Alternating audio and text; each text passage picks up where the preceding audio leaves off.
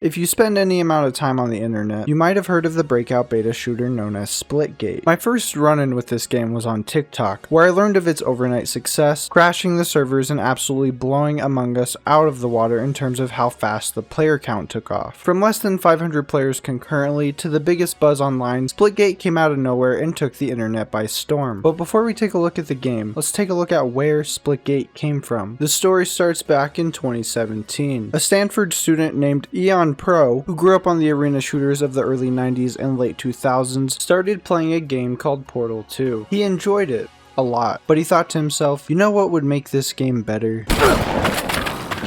Ian went to his school advisor explaining that he wanted to make a game in Unreal Engine. Next thing you know, it's his senior project. He scrapes together a prototype, consisting of one map, one rifle, and a portal gun. With the senior project fair around the corner, Ian had no idea if his prototype worked with more than his 2 laptops, let alone if it was even fun to play. I don't have the words to describe the emotional events that came next, so I'll just let Ian take care of that. So I asked 7 of my friends actually the weekend before the senior project fair, and I said, hey, can you guys come over and bring your gaming PCs, and I just need 45 minutes of time to just test this and make sure it technically even works with 8 people. And nobody wanted to, because it's the weekend before finals. Nobody has time, right? Everybody's got final exams, final projects, final papers that they have to prepare for.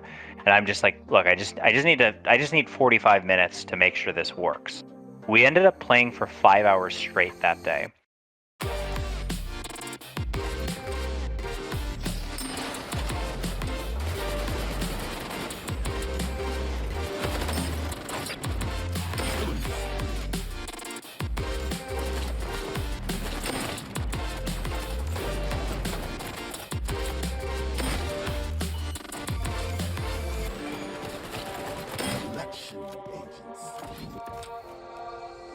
With the affirmation he needed, Ian knew that even with a bare-bone project, what he had was a concept people would enjoy. Over the 5 hours of playing, he saw him and his friends' gameplay evolving. From just shooting each other like it was Halo, to using portals to move around faster, to figuring out how to flank and use portals to make plays. He knew he had something that would make his game work, an easy set of mechanics with a high skill curve to master. He approached his dorm mate Nick, aka Meme Lord, about helping him work on the project. Their first estimated release date was only 6 months later, before they realized how big the project was going to be. Ian, going by his gamer tag Cardinal Soldier, co-founded 1047 Games, named after the dorm room him and Meme Lord met in. The game was originally named Wormhole Wars, with the logo being drawn up by Cardinal's sister in 30 minutes. They attended PAX 2018 East, and later that year renamed the game to Splitgate. It was released to early access on Steam in May of 2019, and saw little traffic over the next 2 years. The concurrent player count was anywhere from 2 to 400. It was only after its release to console that it saw any success, and that success was absolutely massive. The game received 600,000 downloads in 1 week. They went from 400 concurrent players to over 100,000. The game was more alive than it had ever been, that is until the hurdles started appearing. The server usage was spiking so fast that Amazon server provider AWS thought 1047 Games was being attacked and started throttling their connection. After fixing this issue, they hit another wall when Steam disabled their API key because too many people were trying to log onto the game at the same time. After fixing this issue, everything was looking smooth all the way up to 64,000 concurrent players. Once the game hit 65k, however, everything died. They discovered this was due to limitations with their database provider, which can only allow 65,000 concurrent connections at one time. A lot of criticism was lobbed at the developers during this time, with a common response to the server overloads being just buy more servers.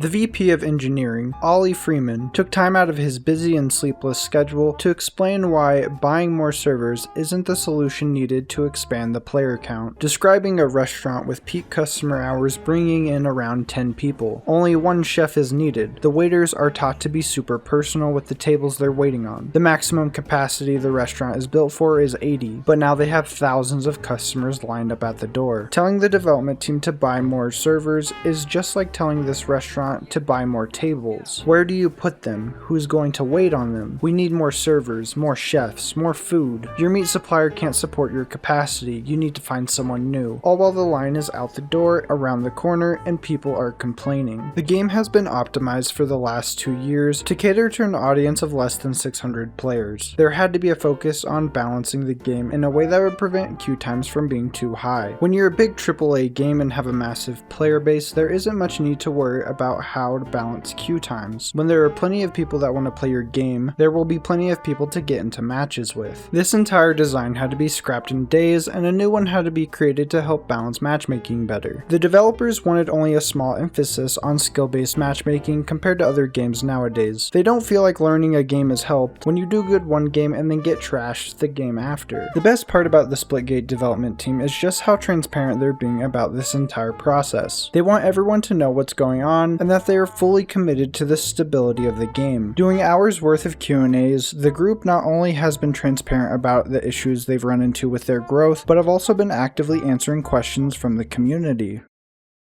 How do I pick up enemy guns? In these Q&As, they explain their philosophy of game design, using Fortnite and Rocket League as examples of games they want to imitate in terms of how easy they are for new players to pick up, but have a high skill curve that smart and skilled players can take advantage of. Another question they were asked often was about sliding, vaulting, and wall running. The general consensus was that while vaulting is not off the table, sliding would take away from the slow, methodical strafing style of combat that the game aims for, and wall running is a hard no. Compared to vaulting and sliding, the maps aren't designed for wall running, so it's not as simple as just adding the feature. There would need to be redesigns for it to be implemented, along with it breaking up the style of combat they're going for. People were also concerned about legal issues with weapon and game mode names, and one of the developers' opinion on the launch of Halo Infinite's free-to-play multiplayer coming out later this year. Despite being competition to the company's own arena shooter, 1047 Games actively welcomes a fellow game of the genre into this space. As somebody who grew up playing those kind of games, and I think a lot of people in their mid to late 20s feel similarly, it's like, battle royales were cool briefly, but it's been like 4 years. As a gamer, like I'm just like, what do I play? When I need a break from work and I need to stop thinking about Splitgate, what do I do? Like I'm at the point where I go watch TV instead of playing video games because there's just nothing that I personally want to play right now. We're Halo fans, and a lot of the folks at Microsoft are Splitgate fans. We just want fun games. We want Halo Infinite to do well because we want to get those Fortnite kids over to this genre. We want all these Battle Royale kids who didn't grow up playing these kind of games to be introduced to these kind of games. We're going to play Halo also, play both. That's what we're going to do. That's what most people are going to do. You'll see a very similar thing with Halo Infinite and Splitgate elevating each other, just as kind of in the early days of Battle Royale, Fortnite and PUBG elevated each other. So with the general history of the game's development out of the way, the next question would be, what do I personally think about Splitgate? How does it feel? How does it play? How much fun is the game really? Is it all just hype, or is there something here to enjoy for more than 2 weeks? I think the best way for me to explain my thoughts on the game is to go over how I initially started playing it. My first attempt to boot up the game was while the servers were still down, causing me to toss it aside for a week. I then decided to pick it up and try the game again with a couple friends on Discord. The first match I loaded into was amazing. The game mode was Team SWAT, which is a fantastic mode inspired by Halo 2. The mode is heavily headshot oriented, with a direct hit being an instant kill. I immediately fell in love with the satisfaction I got from landing headshot after headshot, and with no care in the world I started playing the game like it was another FPS shooter. The speed of the game mode was amazing. The swift time to kill kept me moving, looking for more enemies to shoot. If there was a game mode I recommend someone start with, it would definitely be Team SWAT. It's one of the purest forms of fun I can think of. I hadn't yet figured out portals, and over the course of the night, my understanding of how to use them effectively started to grow. I started by using them to get around faster, and then I started finding good angles to set up kills from. The more I played, the more insane plays I started pulling off. I figured out I could find areas that had this loopable capability for me to enter the same 2 portals at different angles to have an advantage on either side I was being attacked from, leading to some massive kill streaks. But that was only the tip of the iceberg. I had only a surface level understanding of how the mechanics worked. I'd only been using the portals to pop out out of new places or get an angle on someone. I hadn't even thought about momentum plays at that point. I remember playing on Olympus and asking myself, what the hell is this? I'm literally stuck down here. What even is the point of this big ass circle at the bottom of the map? There are literally no spots I can portal up to.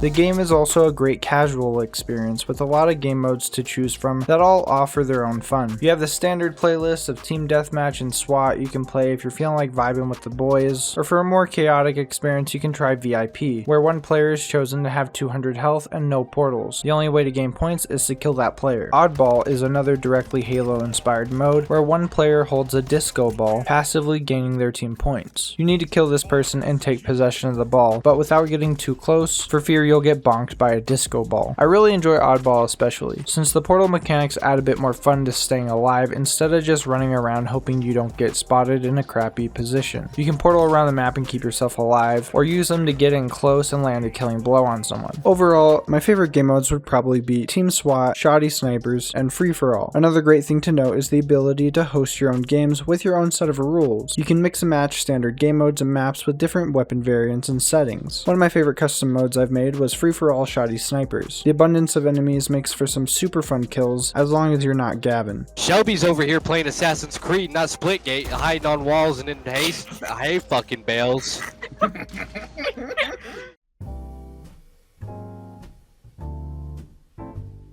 Now when it comes to ranked, I only played one mode, 2v2s, specifically because I wanted to put up with as few teammates as possible. No offense, but the less weight in general, the less chance I'll end up carrying more than my own. The maps for ranked are a lot smaller and a lot more cleanly designed, with basically no decorations or fancy textures. Most of them play very well, and the only downside is that occasionally you'll get a match of King of the Hill instead of Deathmatch. King of the Hill, while not awful, is a lot harder than Deathmatch, as focusing on the objective is a lot harder to do than portaling around murdering everyone. The way it's designed on the map is by placing the zone around an object you must circle, so there isn't full visibility of the entire point. This means there's a lot of room for melee attacks in this mode, and I actually got pissed at for destroying a team in ranked with some god level punching. Yo, go outside and touch some grass, bro. Fuck your YouTube channel. Y'all just melee, dude. Like, fuck, your fucking thumb must be sore. Before the beta ended, I did my placements and got Plat 1. Season 0 started while I was working on this video, so I placed again and got Plat 1 again. I'm basically middle of the pack right now, and honestly, Splitgate is the most relaxing competitive experience I've had in a while. I just can't get mad at something so goofy looking. I'm literally sending people to space when I shoot them. The games are also just so fast. A deathmatch only requires 25 kills to win. That's easily obtainable in less than 10 minutes.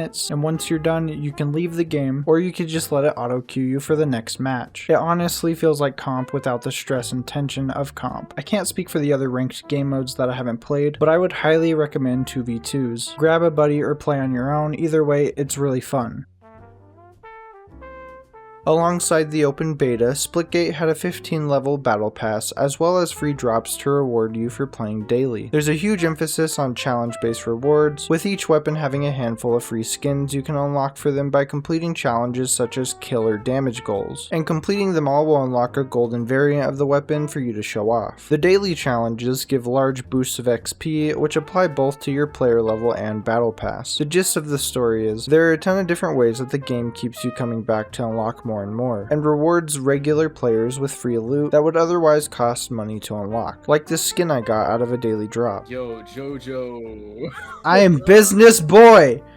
Businessman Jojo. Let's go, baby! Now that Season 0 has dropped, Splitgate has released their $9 Battle Pass, with 100 levels worth of cosmetics, and might I say, these skins absolutely slap. The only complaint I have is that the best skin in the entire Battle Pass is the first level. Look at this thing! It's a cardboard gun! That's amazing! I'm not one to spend much money on cosmetics in games, as I don't feel it's very worth it just to have my gun look different, but I can say I will be purchasing this Battle Pass this time around. Not only am I enjoying this game enough to want to sink time into it, but supporting the company behind it is something that I can get down with. I feel like their success story has earned a few dollars from me. So, I didn't know where to put this in the video, but 5 minutes remaining.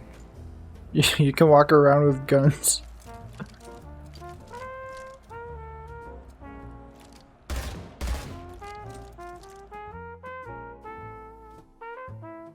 Alright, so my review will be broken down into categories: gunplay, movement, party mode, competitive, and company. First, all of the cons. I don't like the 4-player count. I would much more enjoy gaming with 5 buddies at a time in casual modes. The time to kill with assault rifles feels a little too high. Why aren't the primary and secondary weapons in deathmatch the assault rifle and pistol? Let me kill my teammates, please. I got banned for comp for 10 minutes before I even played a game of comp, but I'm guessing that was just an issue with the new season. Definitely a glitch, but why? Let me bind more than 2 buttons to an action.